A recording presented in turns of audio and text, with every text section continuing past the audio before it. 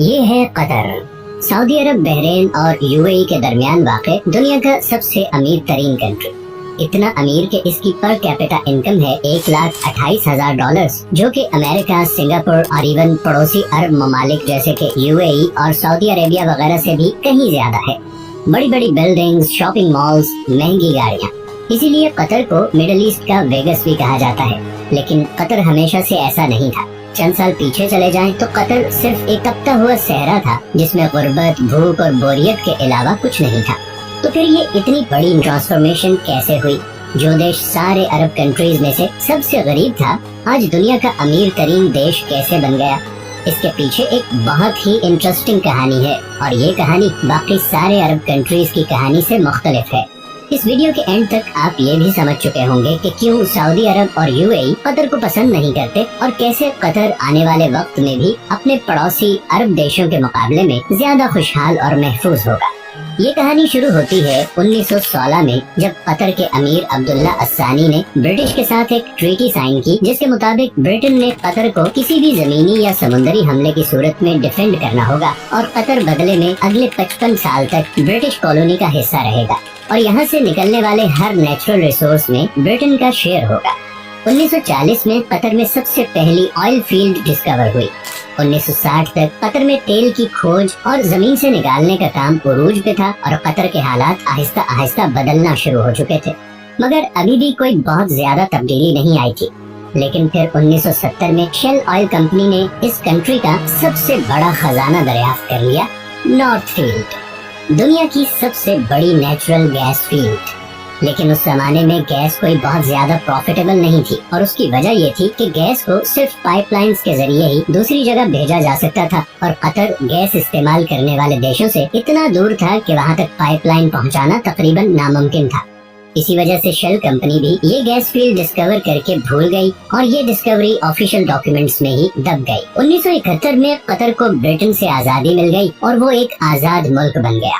آزادی ملنے کے باوجود اگلے 25 سالوں میں بھی قطر کے حالات کوئی خاص نہیں بدلے، اور پھر آیا 1995، جب کراؤن پرنس حماد بن خلیفہ الثانی نے بغاوت کر کے اپنے ہی باپ کی حکومت کا تختہ الٹ دیا اور قطر کا امیر بن گیا۔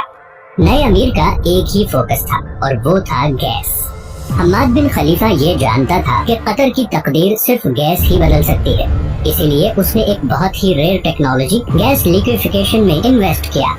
لیکویفیکیشن ایک ایسی ٹیکنالوجی ہے جس میں گیس کو لیکوڈ فارم میں کنورٹ کیا جاتا ہے تاکہ اسے آئل کی طرح شپس میں دوسرے کنٹریز تک پہنچایا جا سکے۔ اس سارے پروسیس میں گیس کو 161 ڈگری پہ ٹھنڈا رکھنا پڑتا ہے۔ اسی پروسیس پہ قطر نے ساری انویسٹمنٹ کر دی، اور آج وہ LNG کا سب سے بڑا ایکسپورٹر ہے۔ قطر سے گیس امپورٹ کرنے والے کنٹریز میں Japan, India, China, south Korea اور اسپین شامل ہیں۔ اس طرح بلینز آف ڈالرز قطر میں آنا شروع ہو گئے۔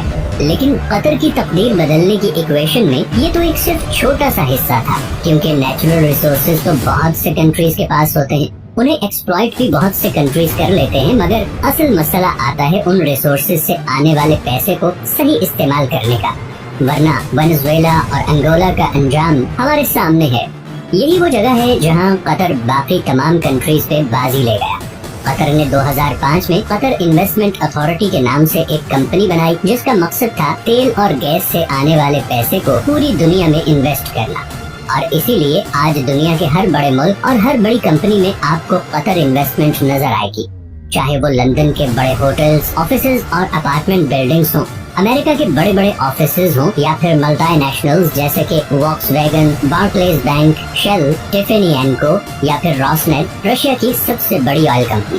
ان تمام کنٹریز اور کمپنیز میں قطر کی ہیوی انویسٹمنٹس ہیں، لیکن یہ بھی قطر کی ٹوٹل انویسٹمنٹس کا ایک چھوٹا سا حصہ ہے۔ اس کے علاوہ Qatar billions of dollars roads, airports, research centres اور فائنینشیل سینٹرز وغیرہ پہ لگا چکا ہے۔ ایون کہ ابھی فیفا ورلڈ کپ، جو کہ شاید دنیا میں سپورٹس کا سب سے بڑا ایونٹ ہے، وہ بھی قطر میں ہی ہو رہا ہے، کیونکہ ایسے state of the art stadiums پورے عرب میں صرف قطر کے پاس ہی ہیں۔ ان ساری انویسٹمنٹس کا مقصد ہے آئل اور گیس کے آلٹرنیٹیو انکم سورسز کریٹ کرنا۔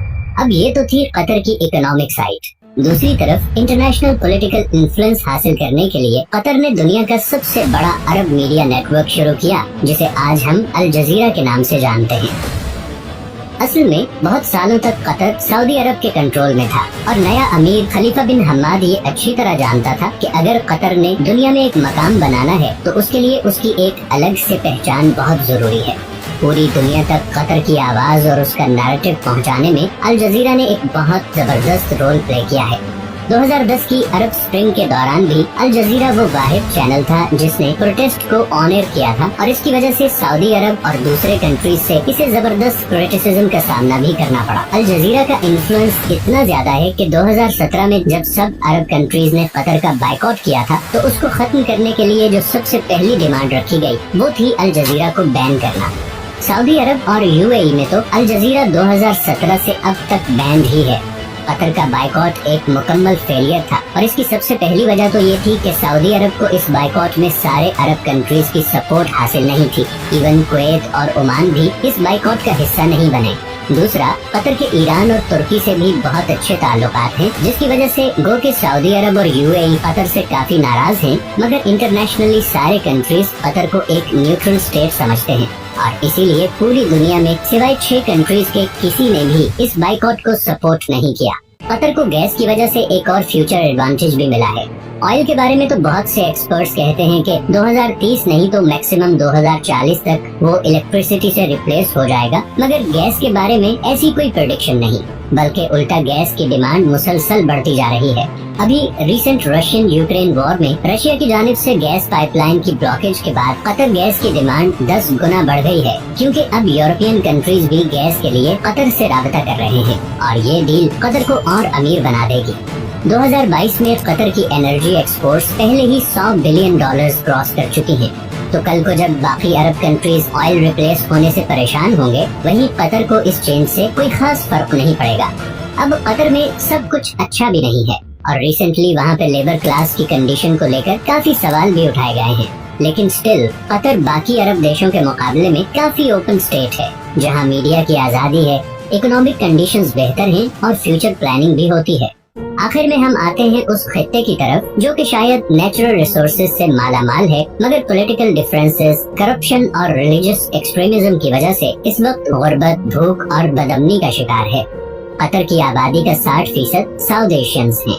इंडियंस, पाकिस्तानी, बांग्लादेशी और नेपाली कतरी पॉपुलेशन का सबसे बड़ा ग्रुप है। अपने देश और प्यारों से हजारों मील दूर दिन रात मेहनत करते ये लोग हर वक्त ख्वाब देखते हैं कि कब इनके अपने कंट्रीज इतने खुशहाल होंगे कि इन्हें 7 समुंदर पार इस जला देने वाली गर्मी से निजात मिले।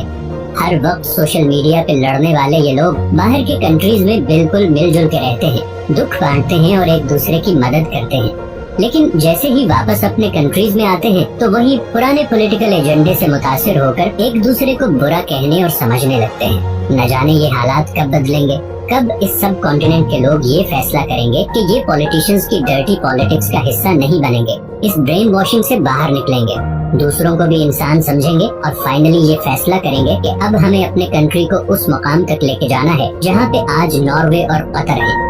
मैं उम्मीद करता हूँ कि आप लोग इस चैनल की वीडियोस को पसंद कर रहे हैं। अगर अभी तक आपने नॉर्वे पे वीडियो नहीं देखी तो वो भी जरूर देखें। ये है वो तमाम